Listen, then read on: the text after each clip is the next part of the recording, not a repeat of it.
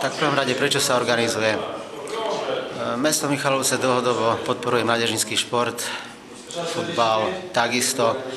V súvislosti s tým aj pán primátor Záhoršiak prijal zaštitu nad týmto mládežníckym futbalovým turnajom.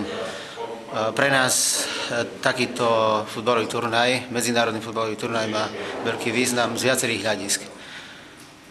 Jednak je tu možnosť dvoch našich dorasteneckých mužstiev konfrontovať sa s kvalitnými mužstvami tejto vekovej kategórie, jednak zo Slovenska, jednak zo zahraničia. A jednak je tu možnosť nadviazať kontakty, rozvíjať vzťahy a možnosti ďalšej spolupráce v podstate s kvalitnými klubmi, futbalovými klubmi zo Slovenska, ale aj zo zahraničia, čo v ďalšej budúcnosti budeme môcť v rámci spolupráce aj ďalej využiť, či už na recipročnej báze, alebo sú tu ďalšie možnosti spolupráce. Je to druhý ročník futbalového turnaja.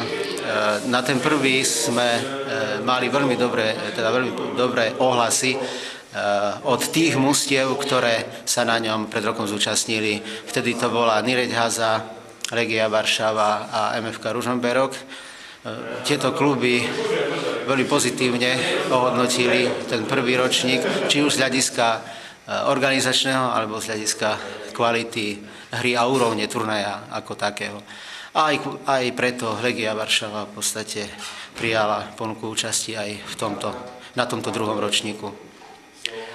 No a z hľadiska poslania takýchto turnajov všeobecne si myslím, že je to veľmi dôležité vzhľadom na to, teda pre náš klub je to veľmi dôležité vzhľadom na to, že systematickou prácou v mládežníckom futbale sme sa dostali na takú kvalitatívnu úroveň, keď už potrebujeme sa konfrontovať s kvalitnými mužstvami tejto vekovej kategórie a takéto mužstva ako Legia Varšava, Kranas, Tatran Prešov, reprezentácia Slovenska, to sú mužstva, ktoré nás jednak preveria, ale jednak si myslím, že takáto konfrontácia môže priniesť veľa pozitív a hlavne si sľubujeme skvalitnenie výkonnosti hráčov ako takých.